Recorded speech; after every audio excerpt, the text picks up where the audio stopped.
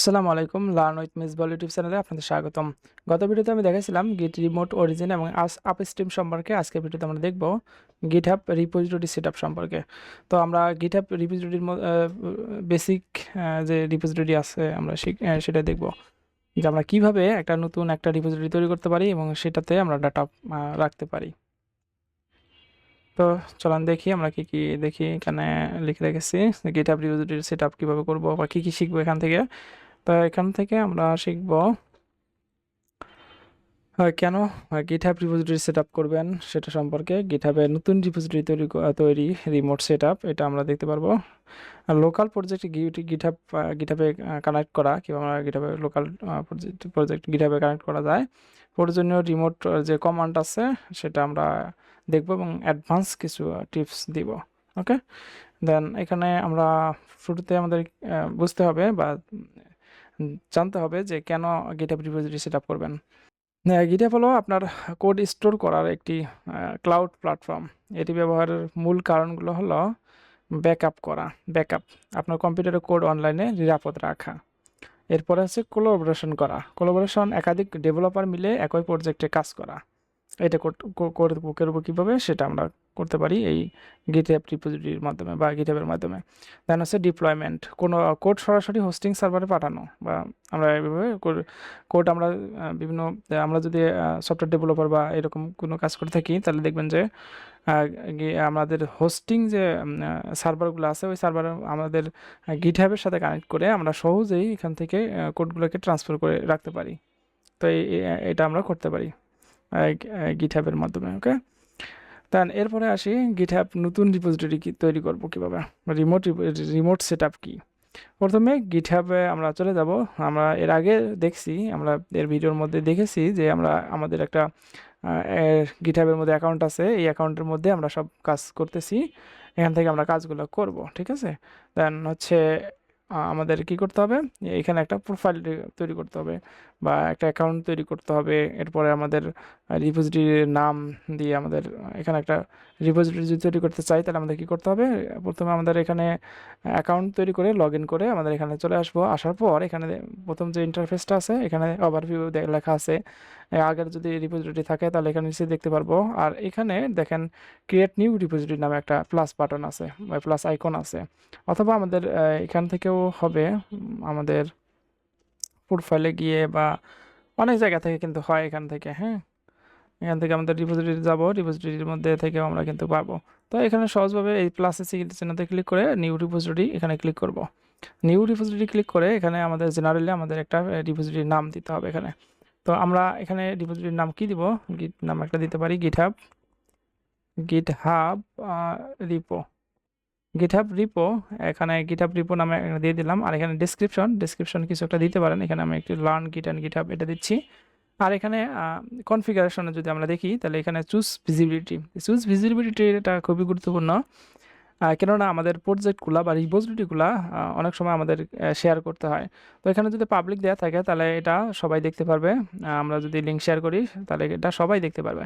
আর যদি এটা প্রাইভেট থাকে তাহলে আমাদের এখানে যে লগ ইন আছে, লগ ইন করা আছে, বা যে এই অথরিটি বা এই অ্যাকাউন্টের মালিক বা আমি নিজে, তো আমি শুধুমাত্র আমাদের এই রিপোজিটরিগুলো দেখতে পারবো যদি আমরা প্রাইভেট করা থাকে। দেন তারপর হচ্ছে আমরা দেখতে পাচ্ছি যে অ্যাড রিমোট। তো অ্যাড রিমোটের মধ্যে এখানে আমরা যদি আমাদের রিমোটের মধ্যে বা একটা ফাইল যদি আমরা রাখতে চাই এই রিপোজিটরির মধ্যে, রেডমি ফাইল, সেটা কিন্তু আমরা এখানে ক্লিক করে অ্যাড করতে পারি। দেন এরপর আছে অ্যাড গিট ইগনোর। তো গিট ইগনোর কি আমরা এ সম্পর্কে জানি, আমরা দেখে আসছি গত ভিডিওতে, গত একটা ভিডিওর মধ্যে দেখে আসছি। তো গিট ইগনোর কেন ব্যবহার করবো সেটা আমরা তো জানি। তো এটার মাধ্যমে আমরা হচ্ছে অ্যাড করতে পারি আর কি, এটা আমরা এইভাবে অ্যাড করে রাখতে পারি। তারপর হচ্ছে দেখা যাচ্ছে অ্যাড লাইসেন্স। তো অ্যাড লাইসেন্স, এখানে বিভিন্ন ধরনের লাইসেন্স আছে, আমরা এইগুলো নিয়ে আলোচনা করতেছি না। এখানে বিভিন্ন ধরনের লাইসেন্স আছে, ওই লাইসেন্সগুলো আমরা চাইলে ব্যবহার করতে পারি। মানে এখানে গিট ইগনোর যেটা আছে, গিট ইগনোরটা আমরা ম্যানুয়ালিও অ্যাড করতে পারি অথবা এখান থেকেও অ্যাড করতে পারি। তো আমরা আপাতত অ্যাড করতেছি না। এখানে ক্রিয়েট রিপোজিটরি আছে, এই বাটনে ক্লিক করতেছি, একটা রিপোজিটরি তৈরি হয়ে যাবে কিছুক্ষণের মধ্যে। দেখতে পাচ্ছেন যে আমাদের রিপোজিটরিটা তৈরি হয়ে গেছে। এখন এখানে কিন্তু সেটআপের মধ্যে দেখবেন যে দুটা আমাদের জিনিস থাকে। এটা হচ্ছে একটা আছে এইচটিটিপি একটা হচ্ছে এইচটিটিপি আর একটা হচ্ছে এসএসএইচ। তো এই দুই মাধ্যমে আমরা হচ্ছে আমাদের কাজগুলো করতে পারি। তো এইচটিটিপিএস এর মাধ্যমে আমরা কাজগুলো শিখবো বা দেখবো, এখানে কাজগুলো করব। তো এই জন্য আমি এটা সিলেক্ট করে রাখতেছি এইচটিটিপিএস, ডিফল্টভাবে এটাই থাকে। আমাদের শুরুতেই দেখতে পাচ্ছেন যে এখানে ইকো বা এখানে এইটা আমাদের রিডমির কোনো কিছু নাই, এটা বাদ। এই লাইনটা আমাদের কোনো জানার দরকার নাই বা এই সম্পর্কে আমরা কোনো কাজে করব না। দেন আমরা জানি যে আমাদের রিপোজিটরি বা আমাদের গিট হ্যাব শুরু করার জন্য আমাদের গিট একটা কমান্ড দিতে হয়। লোকালে যদি আমরা ওটাকে রিপোজিটরি হিসেবে কাউন্ট করতে চাই বা ওই ফোল্ডারটাকে গিট হ্যাব বা রিপোজিটরি হিসেবে তৈরি করতে চাই, তাহলে আমাদের একটা কমান্ড দিতে হয়, সেটা হচ্ছে গিট ইনিট। এটা হচ্ছে গিট ইনিট, গিট ইনিশিয়ালাইজ করা। ইনিট মানে ইনিশিয়ালাইজেশন করা। যদি আগে না থাকে তাহলে অবশ্যই একটা রিপোজিটরি তৈরি করতে গেলে বা লোকালি একটা ফোল্ডারের মধ্যে রিপোজিটরি করতে গেলে আমাদের এই কমান্ডটা দিতে হবে। দেন এরপরে আসি যে গিট কমান্ড, গিট অ্যাড ফাইলগুলো স্টেজিং এরিয়াতে যোগ করার জন্য আমরা এই কমান্ড ব্যবহার করে থাকি। গিট অ্যাড এছাড়া গিট অ্যাডের পর আমাদের ফাইলের নামটা এখানে দেখতে পাচ্ছেন readme.md। তো এই ফাইলটাকে আমরা ট্র্যাক করতে পারবো শুধুমাত্র এই কমান্ডের মাধ্যমে, কিন্তু এছাড়া আমরা বেশিরভাগ সময়ে গিট অ্যাড ডট ব্যবহার করে থাকি। ডট মানে হচ্ছে যতগুলো আমাদের ফাইল আছে আমাদের এই ফোল্ডারের মধ্যে বা কারেন্ট ফোল্ডারের মধ্যে সবগুলো ফাইলকে ট্র্যাক করবে, এই জন্য আমরা ডট ব্যবহার করে থাকি। দেন এরপরে হচ্ছে আমাদের কমিট দেখতে পাচ্ছেন যেটা দেওয়া আছে সেটাই আমরা গিট কমিট -m ব্যবহার করব এবং সেই সাথে একটা মেসেজ ব্যবহার করব ডাবল কোটেশনের ভিতরে। দেন এরপরে আসি আমাদের আছে গিট ব্রাঞ্চ -m। তো ডিফল্টভাবে আমাদের হচ্ছে অ্যাকচুয়ালি আমরা কাজগুলো করে নেই, তাহলে আমরা ভালো বুঝতে পারবো। তো আমাদের আগের যেটা কাজ ছিল এখান থেকে আমরা সব কিছু এখান থেকে সরাই নিচ্ছি, এখান থেকে এগুলোকে ডিলিট করে নিচ্ছি। এখান থেকে 2-1টা ফাইল রাখি, গেট রিমুভ অ্যাড এগুলোকে আমরা ডিলিট করে দিচ্ছি, মেইন ব্রাঞ্চটাকে ডিলিট করে দিচ্ছি। দেন টেস্ট, ইন্ডেক্স, স্ট্যাটাস এই 3টা ফাইল থাকুক, সমস্যা নাই, এই 3টা ফাইল নিয়ে আমরা কাজ করব। তো ভিউ থেকে এখানে হিডেন ফাইলস যেটা আছে সেটা কিন্তু আমরা ডিলিট করে নিয়েছি। ওকে, এখন এটা আমাদের একদম ফ্রেশ একটা ফোল্ডার আকারে আছে, এখনো এখানে রিপোজিটরি তৈরি হয় নাই। তো রিপোজিটরি তৈরি করতে গেলে আমাদের এটাকে আমরা এক কাজ করি, এটাকে আমরা ওপেন করি আমরা ভিজুয়াল স্টুডিও কোডের মধ্যে। ভিজুয়াল স্টুডিও কোডের মধ্যে থেকে আমরা কমান্ডগুলো এক্সিকিউট করব বা দিব। এখান থেকে আমরা জাস্ট একটা টার্মিনাল ওপেন করব, ডট থেকে এই যে 3 ডট থেকে টার্মিনাল, নিউ টার্মিনাল, এখান থেকে একটা টার্মিনাল ওপেন করে নিব। আগেরটাকে এখান থেকে ক্লিক করে নিচ্ছি। দেন আমাদের প্রথমে কি করতে হবে, এটা রিপোজিটরি ফোল্ডারটাকে রিপোজিটরি বানাইতে গেলে আমাদের একটা কমান্ড দিতে হয়, সেটা হচ্ছে গিট ইনিট বা ইনিশিয়ালাইজ করতে হয়। তো আমরা এটাই করব, গিট ইনিট। আমরা এখানে কাজ হয়ে যাচ্ছে। ওকে, গিট ইনিট দিচ্ছি, গিট INIT ইনিট ইন্টার। ইনিশিয়ালাইজ হয়ে গেল। ইনিশিয়ালাইজ হইলে আমাদের এরকম সবুজ রং আসে প্রত্যেকটা ফোল্ডার ফাইলগুলা।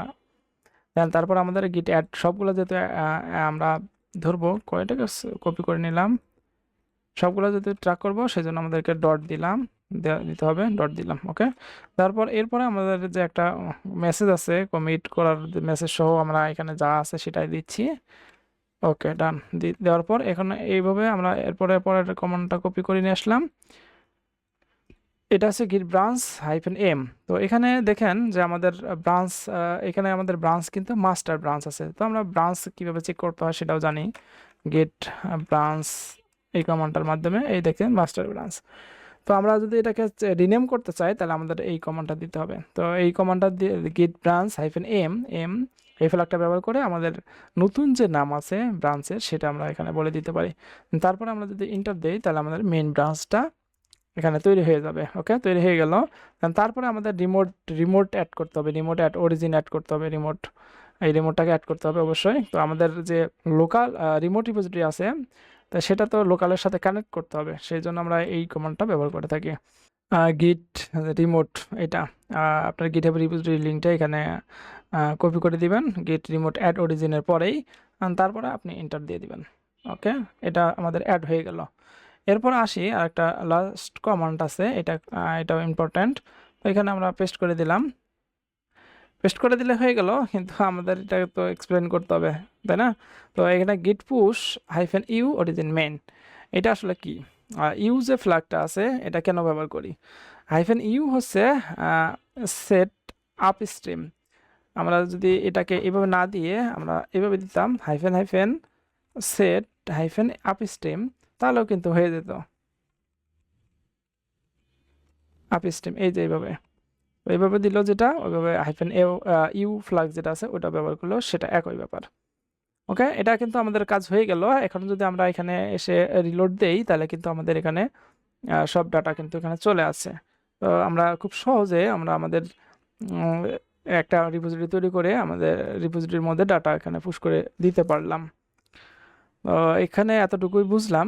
আর আমি এখানে যদি আরেকটা কাজ দেখাই, এখানে আমাদের যে রিমোট ক্লিয়ার করে নিচ্ছি একটুখানি। ওকে, ডান, ক্লিয়ার করে এটা হয়ে গেছে।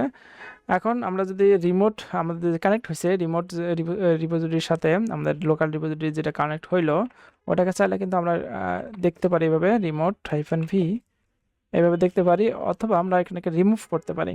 তো রিমুভ করার জন্য গত ভিডিওতে আমি দেখাইছিলাম এটা কিভাবে রিমুভ করব। গিট রিমোট রিমুভ এই কমান্ডটা দেওয়ার পর অরিজিন দিব, আমাদের যেহেতু এটা অরিজিন দেওয়া আছে নাম। তো গিট রিমুভ অরিজিন যদি দেই তাহলে এটা কিন্তু আমাদের ডিসকানেক্ট হয়ে যাবে। তা এখন যদি আমরা কোনো ডাটা এখানে তৈরি করি বা কোনো ফাইলটা তৈরি করি বা কাজ করার পর আমরা এখানে পুশ করতে পারবো না এখন, ঠিক আছে? কারণ আমাদেরটা কানেক্ট হয় না রিমোট রিপোজিটরির সাথে। তো এখন এটা আমরা কানেক্ট হয় না কীভাবে বুঝলাম? এখন যদি আমরা গিট রিমোট হাইফেন ভি দেই তাহলে এখানে কিছুই দেখতে পারবো না, অথবা হাইফেন ভি ছাড়াও যদি আমরা দেই তাহলে অরিজিনটাও দেখতে পারবো না। তো এটা আমাদের ডিটাস্ট হয়ে গেল, এখান থেকে আমাদের রিমোট রিপোজিটরির সাথে আমাদের কানেকশনটা রিমুভ হয়ে গেল। এখন কিভাবে অ্যাড করব? এটা অ্যাড করার জন্য সিম্পলি আমরা কি করব, গেট রিমোট অ্যাড অরিজিন, তারপর অরিজিন আমাদের যে ইউআরএলটা আছে এই যে ইউআরএলটা, অথবা আমরা এখান থেকে যে ইউআরএলটা পাবো এই ইউআরএলটা আমরা অ্যাড করে দেবো এখানে, তাহলে হয়ে যাবে। এখন যদি আমরা দেখি গিট রিমোট, দেখতে পাচ্ছেন অরিজিন দেখাচ্ছে, গিট রিমোট হাইফেন ভি দিলেও আমাদের এখানে দুটো ইউআরএল দেখাচ্ছে। তার মানে আমরা এখানে রিমোটটা অ্যাড করতে পারলাম রিমোটের সাথে বা লোকাল রিপোজিটরির সাথে, আমাদের যে রিমোট রিপোজিটরি আছে তার সাথে আমরা সংযোগ স্থাপন করতে পারলাম। তো আজকে আমরা কি দেখলাম সেটা আমরা একটু এখান থেকে আমরা কাজ করি, এখানে আমরা লিখে ফেলি। প্রথমে আমাদের নতুন একটা যদি আমরা ফোল্ডারকে রিপোজিটরি আকারে রিপোজিটরিতে তৈরি করতে চাই বা কনভার্ট করতে চাই তাহলে গিট ইনিট দিতে হয়, তারপর আমাদের গিট অ্যাড ডট দিতে হয় ট্র্যাক করার জন্য, তারপর হচ্ছে একটা কমিট করব, গিট কমিট হাইফেন এম দিয়ে মেসেজ একটা দিব, এখানে মেসেজ দিব। তারপর আমাদের কি করতে হবে, একটা ব্রাঞ্চ, আমরা যদি আমাদের যে ডিফল্ট ব্রাঞ্চ আছে ওইটার নাম যদি চেঞ্জ করতে চাই তাহলে এখানে গিট ব্রাঞ্চ হাইফেন এম দিয়ে আমাদের যে নতুন যেটা নাম মেইন ওইটা আমরা এখানে দিতে পারি কিভাবে। তারপরে আমরা গিট আমাদের লোকাল রিপোজিটরির সাথে আমাদের রিমোট রিপোজিটরি কানেক্ট করতে পারি, গিট রিমোট অ্যাড অরিজিন দিব, রিমোটের আমাদের যে নাম ওইটা অ্যালাইজ করে এখানে নামটা বলে দিব। তারপরে আমাদের এখানে https/ এইভাবে আমাদের স্ল্যাশ দিয়ে আমাদের github.com বা যেটা আমাদের সার্ভার বা যেটা আমাদের ইউআরএলটা হবে সেটা এখানে যা কিছু আছে সেটা আমরা দিয়ে দিব। দেন তারপরে আমাদের হচ্ছে ডেমো দিয়ে দিলাম .zip git বা এরকম আর কি ইউআরএলটা হবে আর কি। আমাদের এখানে যে ইউআরএলটা আছে ধরুন এই ইউআরএলটা হবে, এই ইউআরএলটা আমরা এখানে এভাবে দিয়ে দিব। ওকে, এভাবে অ্যাড করার পর আমাদের গিট হবে। এরপরে আমরা কি করব, গেট পুশ হাইফেন ইউ এটা দিলে আমাদের কি হবে, আমরা যদি এটা দিয়ে রাখি তাহলে কিন্তু আমাদের ডিফল্টভাবে সেট হয়ে যাবে, অরিজিন মেইন আর দেওয়া লাগবে না, গিট পুশ দিলেই হবে। Okay, git push hyphen you origin main. তো এই যে আমাদের কাজগুলো, এতটুকুই কাজ ছিল আজকের। তো ভিডিওটি যদি ভালো লাগে থাকে তাহলে অবশ্যই লাইক কমেন্ট শেয়ার করতে ভুলবেন না। আর আপনি যদি চ্যানেলে নতুন হয়ে থাকেন তাহলে অবশ্যই চ্যানেলটি সাবস্ক্রাইব করে পাশে থাকা বেল বাটনটি বাজিয়ে রাখবেন যাতে করে পরবর্তী ভিডিওর আপডেট পান। পরবর্তী ভিডিওতে আমরা দেখব গেট ফর্ক করা, তো ফর্ক কীভাবে করতে পারি সেটার একদম বিস্তারিত আলোচনা করব। সেই পর্যন্ত ভালো থাকেন, সুস্থ থাকেন, আল্লাহ হাফেজ।